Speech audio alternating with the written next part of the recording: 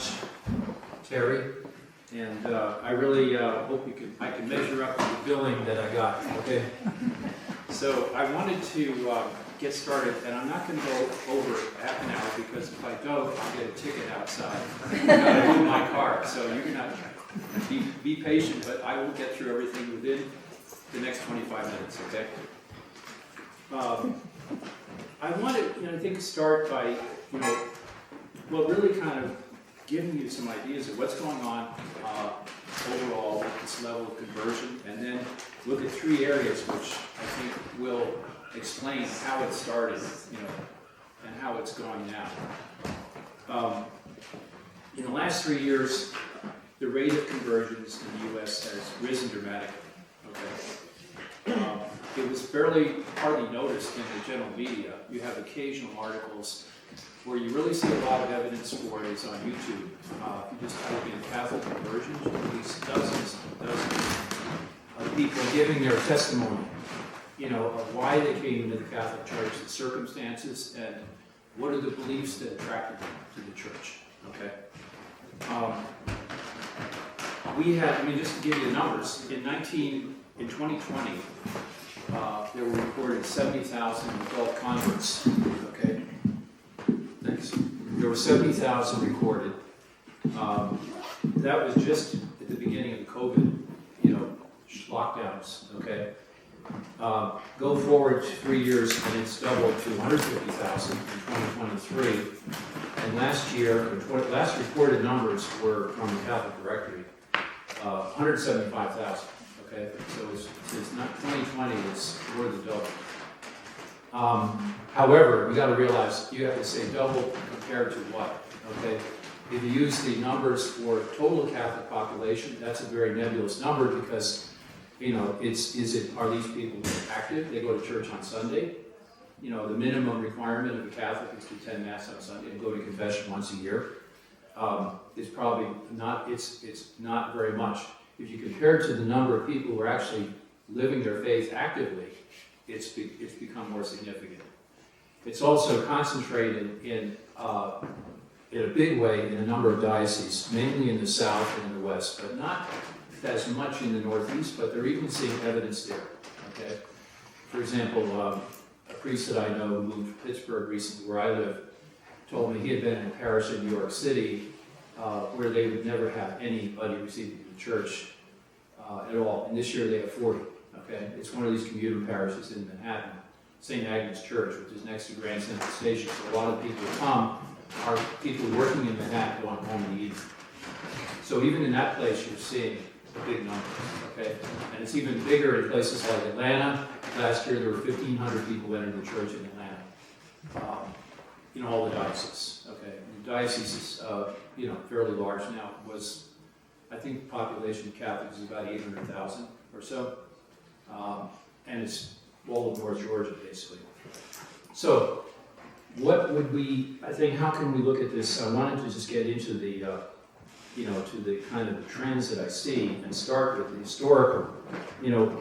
If you study our history as a country carefully, okay, American history sometimes just limits it to very few things, the Mayflower, the settlement in Jamestown, and that's about it. And then we fast forward to the Civil War and then beyond, okay?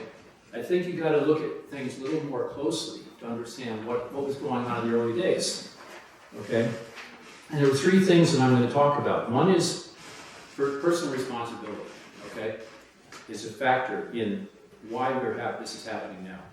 The second is the fact that there were Catholic leaders during the colonial times and during the Revolution who worked closely with Protestants to ensure that there would be religious freedom established by the new government. That's why Amendment 1, the Constitution, Bill of Rights, the First Amendment, it's not gun rights, that's number 2, okay? Number 1 is religious freedom.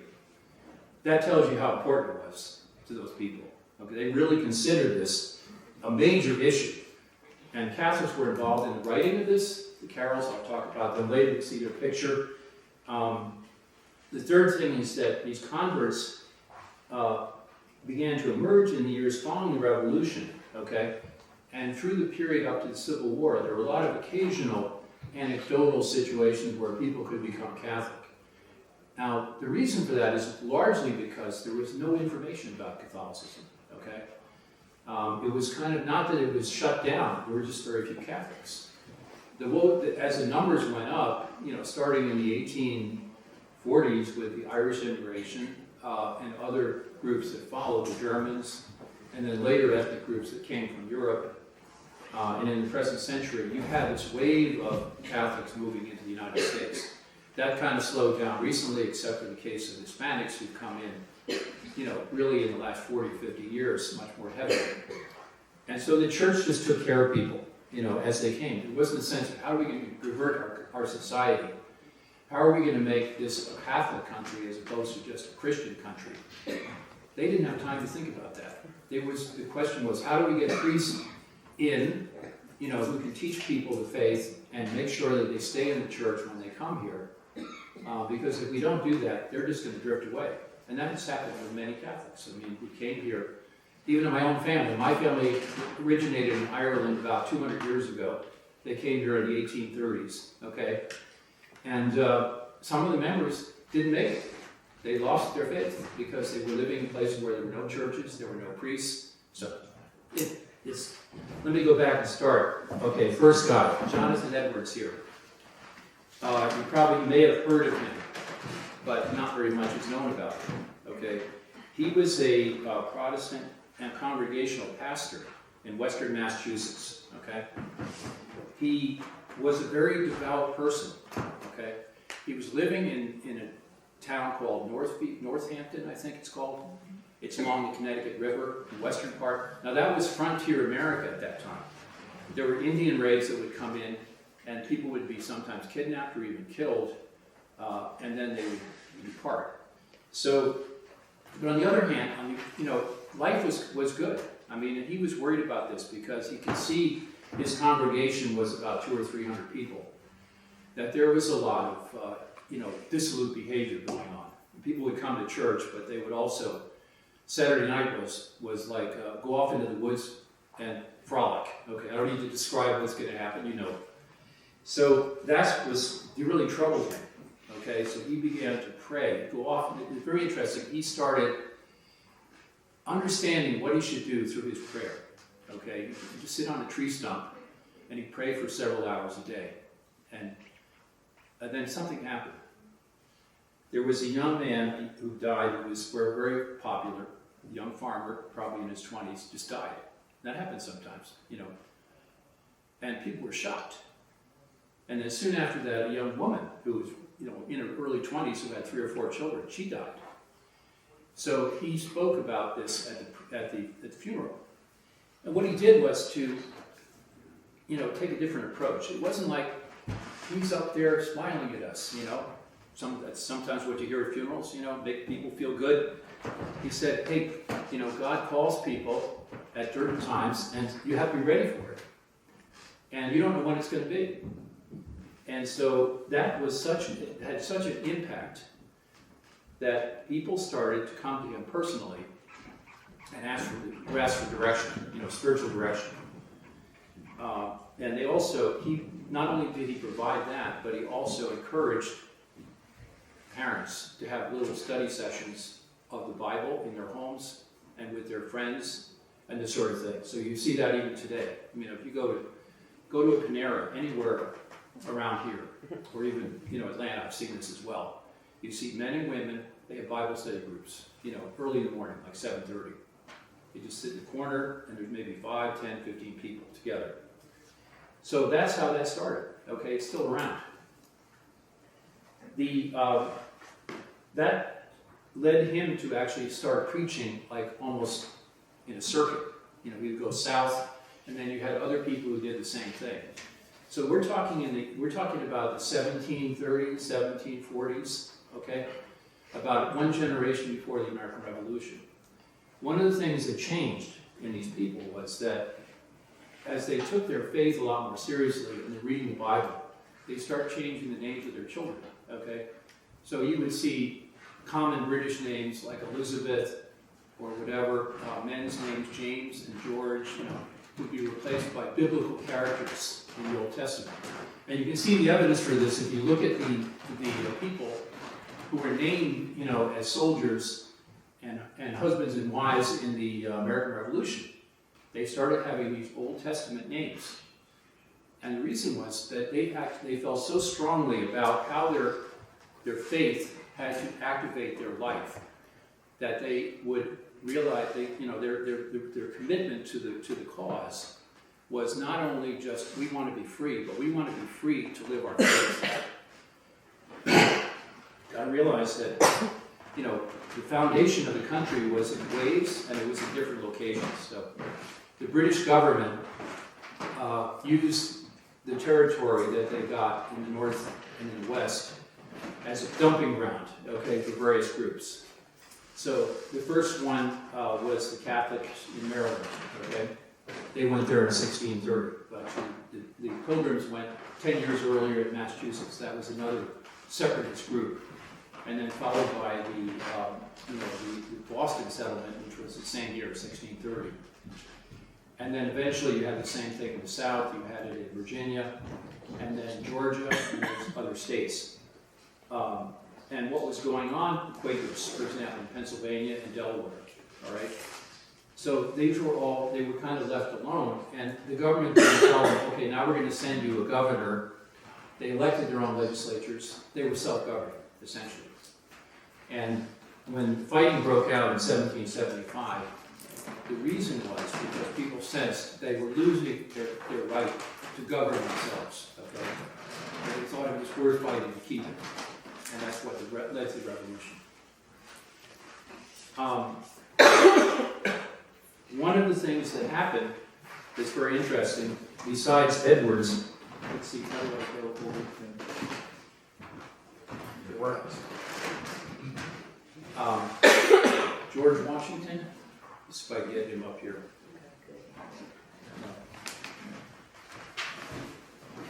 Hey, Paul, can you show me how to move the pictures over? I'm going to talk about characters here in terms of the different areas of analysis that I'm giving, so I wanted to get Washington up here. Good. This one right here. Yeah. Okay, so Washington took command of the Patriot Army in Boston in 1775, in March or April. And he had a task on his hand because you had all these different groups who were flowing into Boston area. You had the New England militia, you had armies coming up from Virginia and even North Carolina eventually. And these people all had different backgrounds, They didn't get along too well. And one thing that happened that he was really angry about was in November, there was a celebration that still is in England called Guy Fawkes Night. Guy Fawkes was the leader of the group that tried to, overturn the government in 1605. And it's still, I lived in England for 3 years, this is still celebrated in some place, although it's been discouraged now because when I was there, some guys who started a big bonfire fell into it and fried themselves, So the government started to discourage people, hey, don't do this anymore. Well, Washington found out that there was going to be a Guy Fawkes celebration among the troops, and he immediately forbade it. One of his first executive orders was, this is not celebrated now. The reason was he knew among his members of his army, there were Catholics, and there were a lot of Irish too, both Protestant and Catholic. They were both discriminated against in England, And so they had been driven out of Ireland by other people who took their land and pushed them into, America. Some people came later. People went into the Appalachian period. This area was settled by them. Andrew Jackson was one of those descendants, His ancestors came from Ireland originally, and northern England. So Washington saw that, and I think this is a very important step he took to establish protecting religious rights and not using a religion of one sort to be, not letting people castigate another person because they had a different religion, So this was very important for us because it meant in de facto, from the very beginning, there was a certain level of respect for different religions because we had them already. There were many people there. There were Baptists, there were Congregationalists in New England, there were Catholics in Maryland, and Pennsylvania, not very many. And in fact, Maryland had been founded as a refuge, not only for Catholics, but it welcomed other people too. Unfortunately, after the Glorious Revolution in 1689, the Catholics were thrown out and discriminated against really up until the Revolution. Okay, so the idea here of this tolerance is very important. Now we go to Benjamin Franklin. Next, and Washington. Franklin was an interesting character who had been born in Boston. No, that's it. Yeah, gotcha. He was Franklin. Yeah, okay. Franklin was born in Boston, but actually lived in Philadelphia, and he traveled abroad. He was living in England several times, and an interesting character because you would think he would have the same, there were very strong prejudices in England, New England against Catholics, okay? But Franklin goes to London and he ends up renting rooms from a Catholic lady, okay? Elizabeth Holt, who is basically, a widow.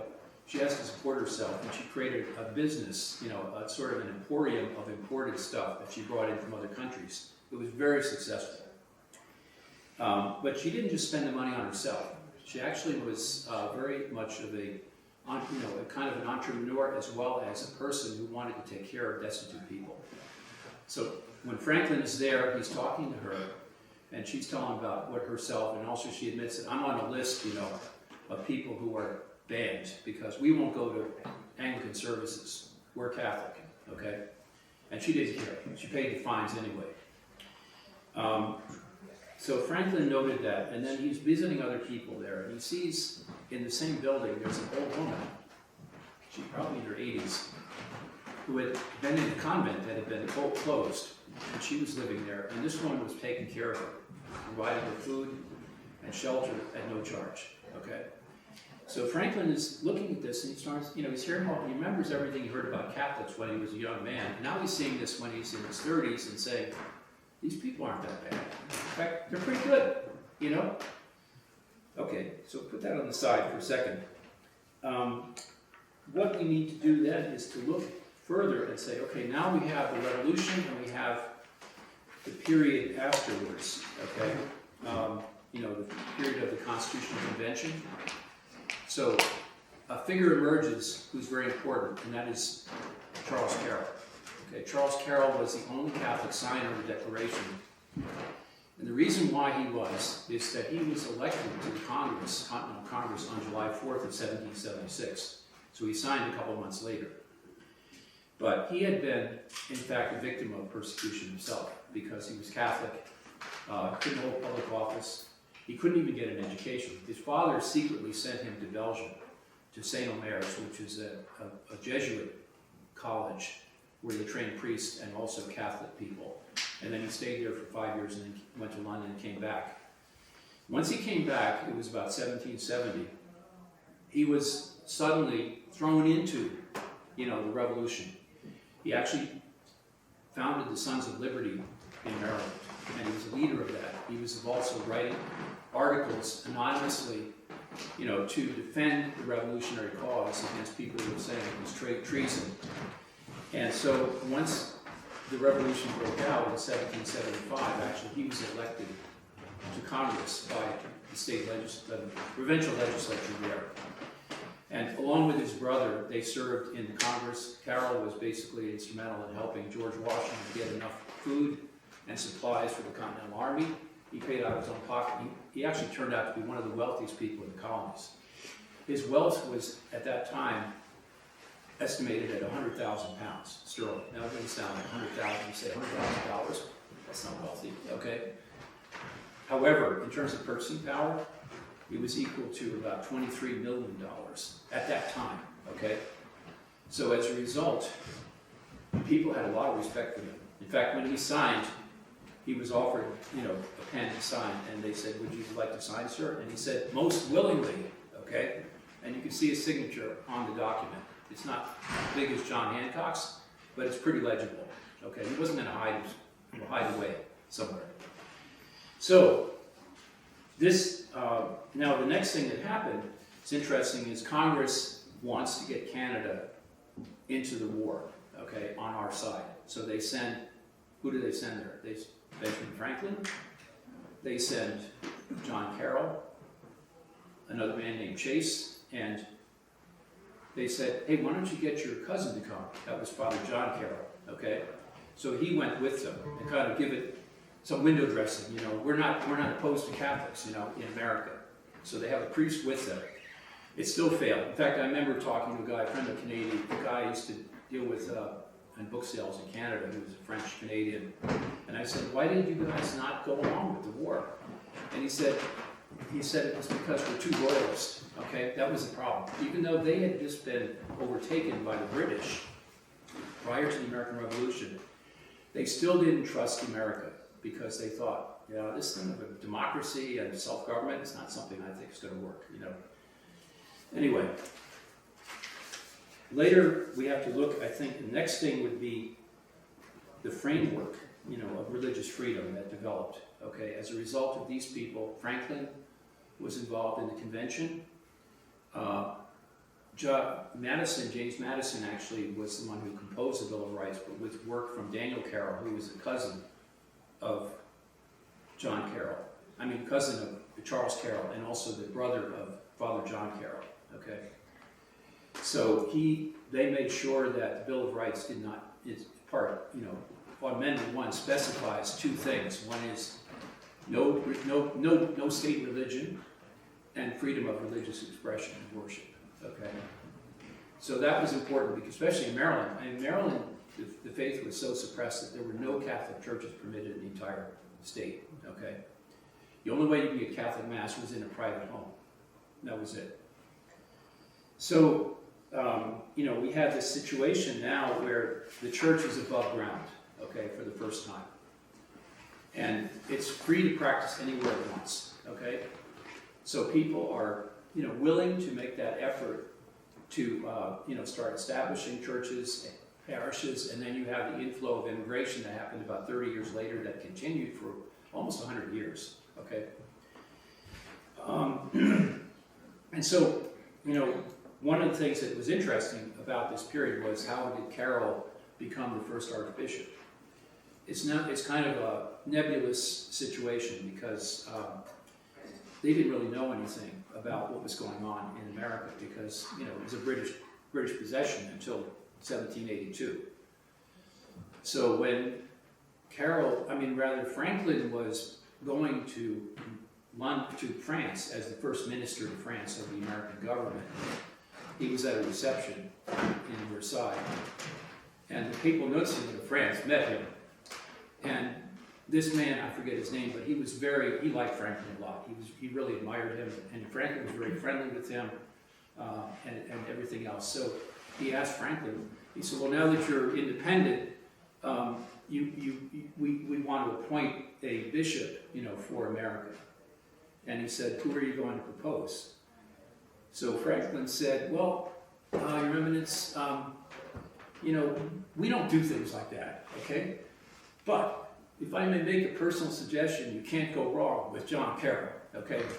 So Carroll was elected by the other priests in Maryland and Pennsylvania, about 24 or 25 voted, and he won almost unanimously, and then the Vatican appointed him the first archbishop, okay, 1790. So you have a hierarchy now, okay, and you can actually establish dioceses. The first diocese actually outside of Baltimore was Bardstown, Kentucky, which was founded by Maryland Catholics who got fed up with the discrimination. They crossed over the Appalachians and they established settlements there in the 1780s. If you go to that town today, which now that is part of the Louisville Diocese, you have the population in Nelson County is still about 70% Catholic. Okay, I've met many of these people. They had very large families. I mean, their Catholicism goes back to the Revolutionary times, and there's still a lot of families with 5, 10 kids, you know, in them. So that was very common. So what's the next step? I'm going to do. I'm a little bit behind, but let me catch up here. Third thing was conversions. Okay, that started, and we have let me see, make sure I get this right here. You want to tell me which button? No, I'll do it right after this. Sorry. You start to get conversions of people who are meeting Catholics. We're trying to be in Washington? No, I want to go forward to Carol? No, he's covered already. And also the equal. No, skip that one. Yeah. Okay, that's good. Right there? Yeah, so you start to get conversions of people. Where are you pushing this now? Which button so I can get it? Your keys right here. Forward. Okay, forward is this way, right? That's it. Okay, good, sorry. You're starting to get conversions that are taking place almost anonymously and very occasionally, okay? Because people don't really know anything about the faith. There's no way you can find out unless you were really careful to research and read things and that sort of thing, and that wasn't common. So I use this example of this, let's see, this lady here, Virginia Reed. What's interesting about her is she was a young lady, she was probably about 12 or 13 years old. She was part of the Donner Party, which you heard the Donner, the Donner disaster, which was it was the first wagon train to cross the Sierra Mountains in 1845 and 1846. And they decided to take a shortcut. In other words, typically people would go north a little bit to find passes that were very low, and then they could cross down into California, and then they go south. So they said, no, we're going to go straight across. Well, that was a big mistake, because in October, when they landed at the foot of the Sierras, they had an early winter. So it started snowing, and they were stuck there. Nobody knew they were there. And this went on. They were basically stranded for like 4 or 5 months. Virginia Reed's father was the leader of the party, so he went actually ahead on his own. He crossed over the mountains, and he reached Sacramento, which was called Sutter's Fort in those days. Excuse me. And he, let me just grab a water here. He brought back help. But in the meantime, she was by herself, and with maybe a couple of her sisters and brothers. They had to split up the family to help people, and she ended up living with a Catholic family, okay, the Breeds. They were the only Catholics on the trip. And what happened was she would help Mr. Breen. He was kind of a sickly man who had 4 or 5 kids there with him. And what was interesting that she found was that they actually shared their food with other people, which many of them weren't doing, because they didn't know how long they were going to be stuck there, So they would hoard the food, and they would share it with everybody. And Mr. Breen would read the Bible at night, and she would hold his taper, kind of a piece of wood that was lit up so he could read in the light. And she decided at one point during that period that she said, if I survive and I see my father again, I'm going to become Catholic, okay? That was it. Just from that, that dealing with the Breen family was enough for her to see that I should take this religion, okay? And in fact, she did. She persisted. When they arrived in California, her father tried to stop her. She married a guy who was a couple years older. She was only 16 at this point. And they eloped. And this picture was taken much later. She's now the mother of 9 children. She lived in Los Angeles, which is where she died in 1920. Okay. So, that famous phrase of Nietzsche applies to her: what doesn't kill you makes you stronger, okay? The other one that's interesting to look at is this conversion of a young lady named Margaret Allen, okay? So, let's see. Oops. Sorry. That's it, okay? Beautiful eyelashes, huh? I've never seen that. She was about 18 years old when she actually became a Catholic, and here's how it happened. She was out playing one day. She lived in Vermont. Her father was famous, Ethan Allen. Okay, if you study American history, the Green Mountain Boys, he was a hero of the American Revolution. And she was one of the daughters. I think she had one brother. It was not a big family. So she's out playing, and this guy comes up to her, a man who walks out of the woods, and he looks kind of scary, really scary. Probably was a devil, he's walking towards her, and she's frightened to death, but she's paralyzed, with fear, not moving. And then somehow another guy shows up, okay, another man who's wearing brown, and when the other guy sees him, he runs off. And then the guy in brown tells her, just go home, girl. Next time this happens, run away. And then that's all he said. They went looking for him afterwards, and they couldn't find him. The mother wanted to thank him for his help. So, Margaret Allen was, growing up in Vermont, for her, it was amazing to hear all the time about how bad Catholics were, except there were no Catholics there, okay? There weren't any. They didn't live there. So she's very curious, okay? This is another way that people convert. They read a lot of propaganda against Catholicism. This happens with Protestants who've converted recently. They say, hey, this sounds interesting. I think I want to explore it a little bit, okay? Well, that was her case. Except she couldn't tell her mother that she was going to move in order to study Catholicism. So she said, I want to go to Montreal to learn French, okay? Now Montreal, where she grew up, today in Burlington, Vermont, you can drive to Montreal in 90 minutes, okay? So it wasn't a very far place to go. So she goes there. She ends up living in a convent, okay? Everybody speaks French. One of the orders of nuns there. Montreal is still a very Catholic city. In fact, they have 9 saints, okay? The city of Montreal has 9 saints, okay? Can we imagine that? I don't think it's anywhere else in the world is something like that, except maybe Rome. So anyway, what happened to her was that she was told, here's your job for you, go and clean the chapel, okay? And the sister who was instructing her said, now it's customary for when you enter the chapel, I don't know if she knew that she wasn't a Catholic or not, but she said you should genuflect before you go in, okay? So she kind of laughed this off and thought it was a silly belief or something like that. And she tries to go in and she can't. She's stopped from entering, And this happens 3 times. So after the 3rd time, she realized it was her lack of faith that was preventing her from entering. And she kneels down and she was able to enter. Soon after that, she entered the church and she actually became a member of this order. And when she is, one day with her mother, who came to visit her from Vermont, they're walking through different churches and she's showing her the churches. And by the way, her mother also converted, and her stepfather as well, later on. Shows her a big painting that's in a church called Hotel de Dieu. In other words, the House of God. Okay, it's the name of the church. It's still called that. And there's a picture up on the wall of a man, and she told her mother what happened to her. He looks just like that man that protected me when I was 13 years old. It was St. Joseph. Okay. So she was kind of like a person who got 2 miracles. Okay, one was a Eucharistic miracle, and the other was this situation where she was protected by St. Joseph. And I've heard other people talk about this too.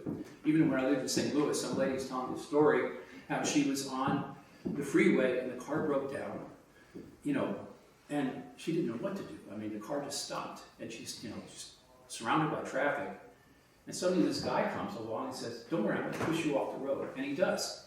And then she turned around, he's gone. He disappears, okay? I think there's a lot of miracles like that today with different saints, but St. Joseph is around us. We just don't know he's there. People don't recognize him. So anyway, sorry for the digression there, but what happens to the next guy, okay? This is another kind of conversion that took place. You recognize him? James Longstreet? He's actually a native of South Carolina, okay? He was a general in the Civil War. He was a classmate of Grant at West Point. Longstreet, after the war, ended up in New Orleans, where Grant had appointed him the collector of customs for the port. And he was dismayed by all of the rancor that existed after the war, because people wouldn't accept the outcome. And what led him to the church was the fact that the Catholic Church was the only organization that was trying to make peace, okay, in that period. And it caught him so much that he decided to become a Catholic, and he remained a Catholic. He actually died in Georgia. He lived in Gainesville, Georgia, and that's where he died in 1904. But his, I think was, the way he described it was, it made him wonder if there was any church broad enough to withstand differences caused by political and sectional feeling. And so that's where, he found the church was really what helped him more than anything else. I think it's good to look at another quote here from Alexa Tocqueville, who's who wrote the book Democracy in America. It's really a good read if you ever have time. It's a long book, but he has so many insights into America, and you think it's really amazing. He was writing this in 1830, when there was hardly, the country was still beginning, and really it didn't even understand itself, But he had this clear perception about how people would act and behave based on what he could see at that point. So he has this quote in their section. There's a short chapter on religion in America where he says the following: "The men of our days are naturally little disposed to believe, but as soon as they have any religion, they immediately find in themselves a latent instinct that urges them unconsciously towards Catholicism." Okay. I think that's really one of the aspects of these conversions that is very interesting. And you review people's stories that I've seen on YouTube, and maybe where they told people document their situation. They're always very similar. They have this. They don't lack faith because they have faith already, but they see deeper into what God wants as a consequence of their own living up to that faith, okay? Even if it's something that's far from the Catholic Church. One of the stories that I found interesting was the fact that you had, for example, a woman who was a student at the University of Alabama. She was a Baptist from Arkansas. She ends up with a roommate who's Catholic, and they get into discussion one day about what's going on campus, one-night stands and things like that, okay? And she's, she said, I think there's something wrong with this. And then the other girl who was Catholic said, yeah, it's definitely wrong, And she talked about what the church's teaching is on marriage. And the other girl said, hey, I'd like to learn more. So the other one said, why don't you come to Mass with me? So they did. They went to Mass there. I'm not sure where exactly. There's a nice Catholic chapel now, which is paid for by Nick Saban.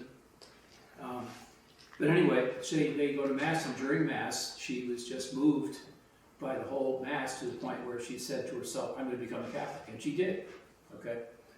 So you have these situations like this that are very different. Some are almost, mystical. Others are just very common, where people explain things, or where they basically have their own experience that leads them into the church in one way or another. And I think that's what's going on today. You have, I met a guy at baptism when I was in Atlanta back in December, he's a convert himself. He lives in Birmingham, outside of Birmingham now, and he's running the OCIA program, okay? You know what that is, right? Board of Christian Initiation for Adults. Used to be called RCIA, okay? So he's telling me that they had about 40 or 50 people, and I called him up last week and asked him a few questions about, what do you hear about from these people about what led them to the church? And he said, oh, by the way, we're up to 70 people now. Okay, so in 3 months he jumped by quite a bit. What's interesting is, among these, in his case, he told me that you have not just individuals coming to the church. What you have are, and not even just a couple, okay? You have groups of people, okay? So in other words, like several families who are Protestant, probably from the same faith, are basically saying, we want to become Catholic, and we want to baptize our children in the church. And that is something that's quite has changed quite a bit, because in the past, from these examples I showed you, there were individual conversions that were taking place. And they were, mostly because of very trying situations that led them into the church.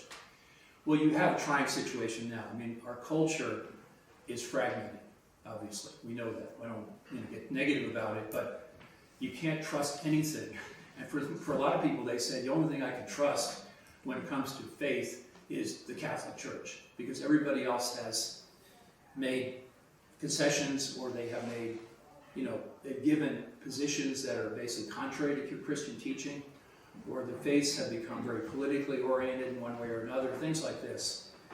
And as a result, that's what's leading people. I mean, if we just stand still, we'll have people entering the church. And I think, to finish off here, the question would be, how is that going to develop in the future? I think it's going to happen in ways that are a little bit different. And for example, what do we have today that's a really powerful means of communication? It's the internet, okay? So you can just imagine anybody who's curious about Catholic faith can go on the internet and see all of these, stories, as well as to get doctrinal presentations and even witness from people who are pretty good Catholics. I mean, they're pretty solid. I mean, I remember this woman named Brianne. I don't know if you've seen any of these. She has lots of videos. She does. Mostly where she's just talking, by herself. But what's interesting for me is that she gives pretty solid information about the faith and what Catholics teach and the difference. She tries to explain for non-Catholics, things like, for example, they go to church and there's no children, because kids make noise. And so in the Catholic church, they bring the kids. They're screaming. People they just tune it out, It's not a problem. So she's saying, don't worry about it, It's sort of helping people get used to what it would be like if you're a Catholic. Little detail I know is kind of interesting, like many women, she has, many Protestant devout women wear a little crucifix. You've ever seen that? They have a little silver crucifix or a little gold, very, very tiny, She had that too. I noticed now she has a miraculous medal with the crucifix. That was kind of interesting. So she kind of discovered Mary now. So that's something that I think is helpful. And it could be that that's going to be the solution. One of the solutions for us is not to hide Mary, but to actually be upfront about Mary, okay? Because she is the perfect Catholic. After all, who got the first miracle? Cana, right? That was Mary. It wasn't Jesus. She told him to do it, okay? After that, it was different kinds of things, but it was very significant. So the whole idea is, if you have, I remember I had an argument with a lady in Georgia, her husband is Catholic. She converted, but she still has a kind of Protestant way of looking at things. So she told me she was praying about something, and I said, well, who do you pray to? She said, I just pray to Jesus. Okay. I said, well, look, if it doesn't come through, try his mother, So we'll see what happens. I think that eventually the church will start to pay attention to this more, rather than just having a rite or a procedure for people entering the church. There'll be a proactive program. And I think, for example, churches could do this already. You have the possibility in every parish of having, seminars, for example, on what Catholics believe that are open to everybody. Many of the people who go to these things are really thinking about becoming a Catholic. They just need a vehicle. But if they're not ready to take that step, they have the internet. They can look things up. And I think that's going to help a lot. Because you can find everything. I mean, you can find a lot of bad stuff on the web, but you can also find a lot of good stuff. Just what you type in is what you're going to get. Okay, I mentioned Catholic conversions. You get dozens and dozens of things that are very interesting. So, now finish with that. I think, the two issues that stand out really for conversion are basically the teaching authority of the church, which some people think is a detriment. In fact, that's what people are looking for. They want an authority that they can trust. And the other is the Eucharist. Okay? When I've talked to converts, they tell me the Eucharist you're really eating the body of Jesus. It's not make-believe, it's not a symbol. It's the real thing. That excites them. Okay? So, and finally, the Catechism of the Catholic Church is very helpful. Many of the people who are converting cite that as something very important in their step into the church, because it's a complete, simple guide to what Catholics believe and what they practice. Okay? So I'll leave it at that, and if anybody has any questions or comments, please, let's do it. Okay? Thank you very much.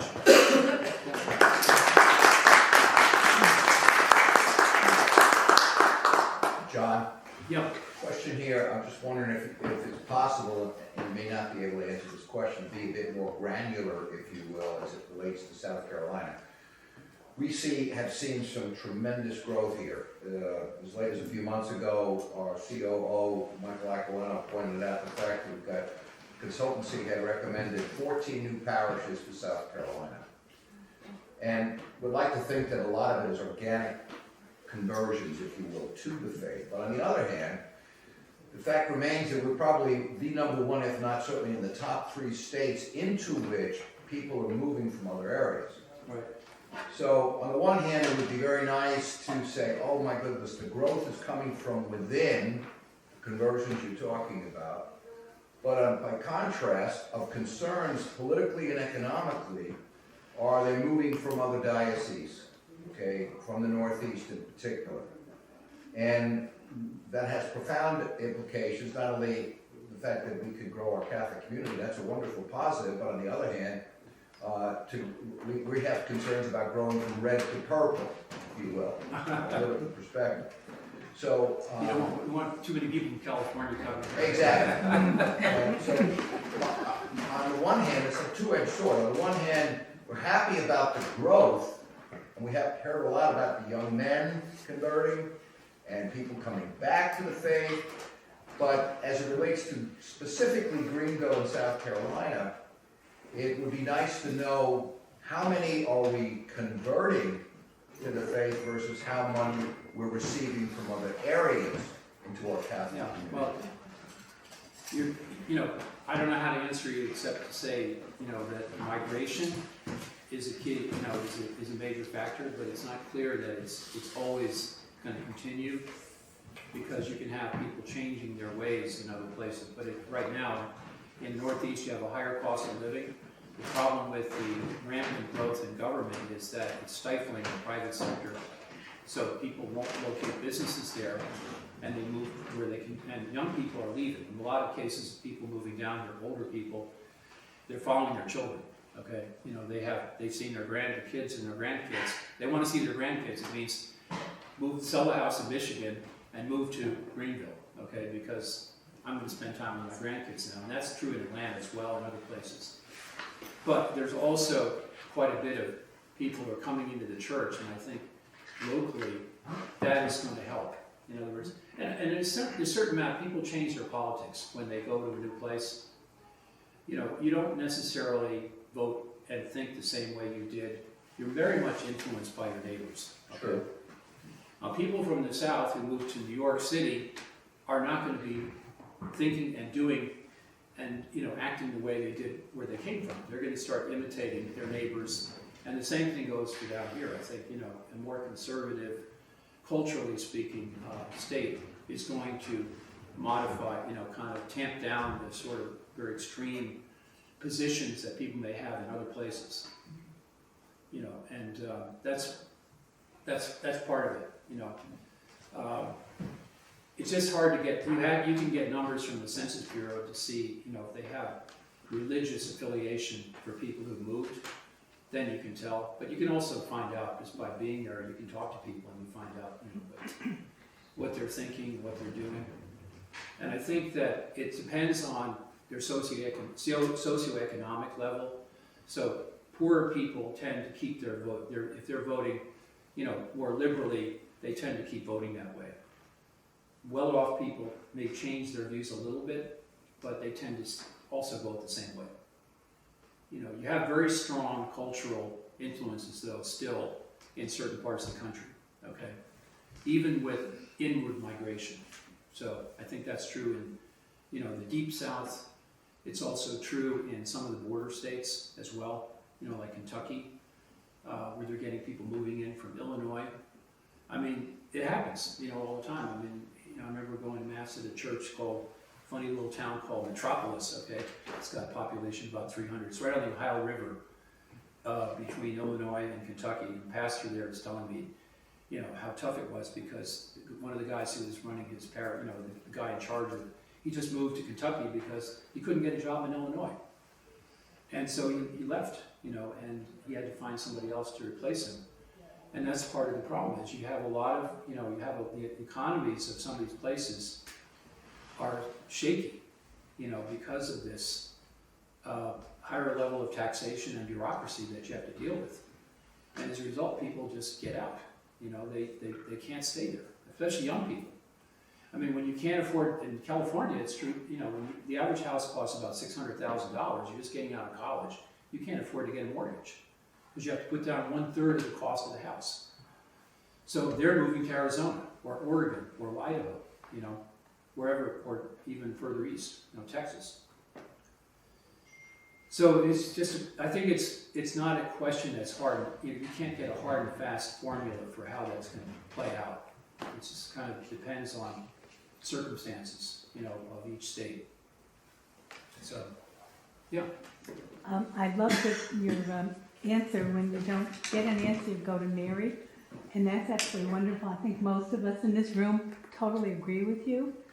However, we're dealing with the Vatican, with Cardinal Fernandez and others in the hierarchy saying she's not the mediatrix of all graces. And, you know, I have a little ministry, Sisters of Saving Souls, bringing Catholics back who have left. Very difficult trying to explain what's going on in the Vatican when I too say, go to Mary, because Mary is the mediatrix of all graces, and she is somebody that Jesus does listen to and mediates through. You know, I haven't read closely the documents, so I don't want to ask it, you know, but I think people still have a lot of devotion for an intercession into her as a result. And this is something that, you know, is still present in the country in many places. Well, we are the church, and I think, you know, the problem is that we're being told she does not, we are not to refer to her like that anymore, but I'm sorry. I just feel that without Mary, we would not have Jesus. It's pretty simple to me. Yeah, but I think on the other hand, you don't want to pick a fight with the Vatican, you know. No, because you won't win. Just don't worry about it, you know. I think it's just, Well, you we know, all we need can to still pray, live- and I think a lot of people Yeah. are not aware of what's going on in the Vatican, and the more we're aware, the more prayers that we can pray, more rosaries for the Vatican and our leadership. I think that's so vitally important right now.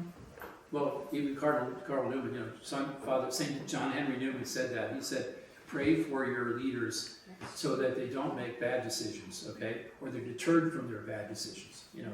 So if we think it's a bad decision, if we pray for it, nothing's going to come of it, you know? It won't have any impact. So. What about, you know, trying to stay around the question that you asked, you know, is it, how do we know what we're seeing is not a fad, a fashion, you know, that it's here to stay? It could level off, you know, it's possible. It all depends on, you know, how much people are motivated by the, you know, things that they don't like going on around them versus seeking the truth, okay? And I think that's the important thing. Like what you're doing here is a great help, because you could have people coming in here and looking for information about the faith, and probably you have. And those are the best ones to have, you know, the best kind of converts to get. You know, people are dissatisfied with what's happening in the country. They're still going to have to be dissatisfied after they become a Catholic, if they do. And what's more important is what is the truth for you? You know, you have to see that your soul is at stake, your eternity is at stake. If you have a sense that you belong in this church, you should follow through on that. You know, because if you don't, you have to answer for that at some point. And I think that's what is really helpful to people, that, you know, they see things in light of eternity rather than light of just present day circumstances, which could change. You know. I mean, if you study history, we've gone through all kinds of ups and downs, you know, in the Catholic Church. You have that book, Triumph there, that's very good. I mean, that was written by a convert, and he talks about all the bad stuff that was going on with, you know, with the church from the very beginning. And in spite of that, you know, the church is around today. I mean, even Lord Macaulay, who was a famous British historian, stated in one of his writings, he said, if you look at everything that's happened in the Catholic Church over the last 2,000 years, and the fact that it's still around, it's proof that it came from God, okay? It's proof. And he's an Anglican, okay? And many Anglicans still think they think they're Catholics also, but I mean, he was in that period when there were Anglicans, so we're just kind of a different kind of Catholic, but we're Catholic as well. So, anyway, I think it's, good to think about, good to pray about, and, giving people help or show interest is very, very good. In fact, we don't need to worry about trying to, kind of convert people by banging them over the head with the catechism so much as answering questions and praying for people and just kindly, dialogue with people who are sincerely interested, Yeah. Is there one chief that you put at number one stumbling block for Protestants to come into the church? Is the question that would be asked the most, or what is the Pope, or is it Mary, is there It's a confession or something, rather than praying directly? Is there, It used Well, to what be- was yours? what was mine? Yeah. Hard to say. Probably looking back retrospectively, giving up my authority as a Protestant to make my own decisions what my church should be like. Okay. And then finding a church to match what I think it should. So giving that over to the church and saying, no, I have to So follow. you truck your do-it-yourself religion, right? Well, I think most Protestants probably a lot. They don't realize that's what they're doing. No, that's right. That's why I said retrospectively. Yeah, that's I think what it it's, was. I mean, confession is another thing. It's funny, I have an incident, which a friend of mine from college, and his wife had a girlfriend who was Protestant, and she had a big problem with the idea of confession. So you know what happened? His wife actually knelt down in front of everybody and started making a public confession, okay? And she said, this is what I say in confession, okay? And the woman started crying, okay? And she said, okay, I can do that, So, it's not a big deal, You can confess to the priest, or you can confess to a psychiatrist or a psychologist, but Charge people people. know that the priest has you forgiven. The psychologist listens to your thing and you go on, and have to carry the burden. So, yeah. Going back for a minute to what our churches can do to welcome inquirers and people really interested. I used to be an RCIA sponsor up in Virginia, where I used to live, and sometimes the programs were so bad that I wanted to yank my eyes out, And so one of the things, and plus I think a lot of parishes, at least up there, didn't put priority on the RCIA programs. And I really think that's so important, especially now when we have so many people asking questions, Right. and just attending to find out more about it. Yeah, well, I think OCIA, there's a certain, curriculum for it, okay? But you can also supplement that with good, sort of lectures, or seminars for people to learn about the faith. I mean, a guy I knew in North Carolina who's now dead did this, he lived in High Point, and he would put ads in the local newspaper every year for an inquiry class, and he said in there, no one's going to take your name, no one's going to call you up or email you, why didn't you come back, and that sort of thing. So he would get 40 or 50 people a year going through that program, and most of them actually did become Catholic because they felt free about, participating in that thing and not being pressured, in any way.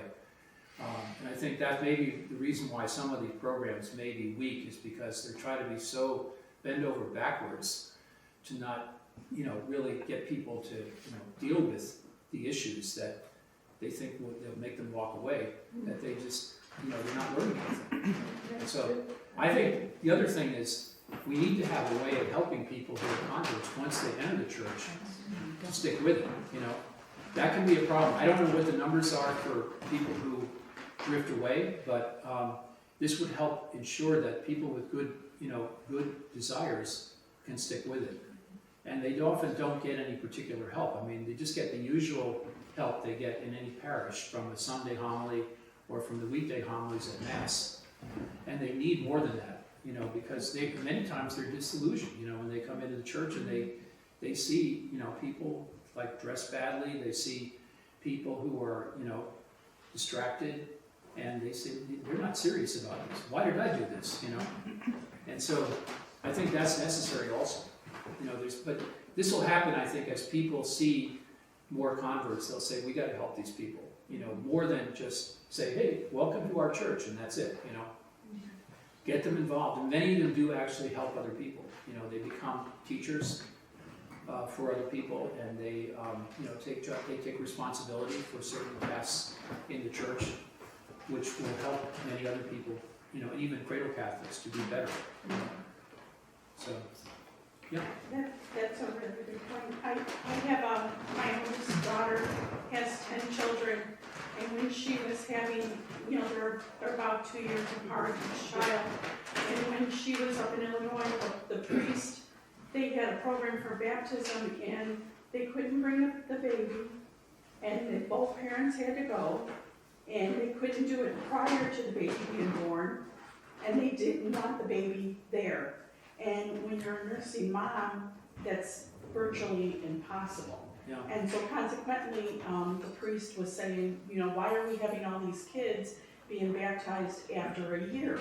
And my daughter said, you know, spoke to him privately and said, well, this is why you're having people wait, because they're not going to leave their nursing Right. baby. You want both parents to be here. She said, this is my 6th kid. It hasn't changed. I could teach the class. And he said, you know, I never thought of that before, and perhaps we need to look into that. Well, by the time she had her next kid, it was changed. Children That's were good. welcome. You know, you can always, in some places, you have lots of different parishes, you can change parishes, and people Right. do that, you know, when they're not comfortable with what they're hearing. And they need to be respectful, you know, if you want these babies to be baptized, you know, before they're taken out, you have to accommodate these young moms, you know. And Sure. I know Yeah. one of their kids, we actually went and sat in the hall and held this new baby, you know, and she would have to come out and she had Yeah. years. But, you know, not everybody has grandparents that can do that, you know. And Yeah. we have to be welcoming, and we have to, you know, think about, you know, No, you have that, you need a support group, you know, if it's not the parents, it could be friends, other mothers or fathers, you know, who basically want to help you, they pitch in. I think that's necessary, and that's certainly a big problem with larger families, you know. You can't just take off by yourself, you know, and leave the kids abandoned at home, you know. right, They'll burn the place down while you're gone for 1 Right. hour, you know. right.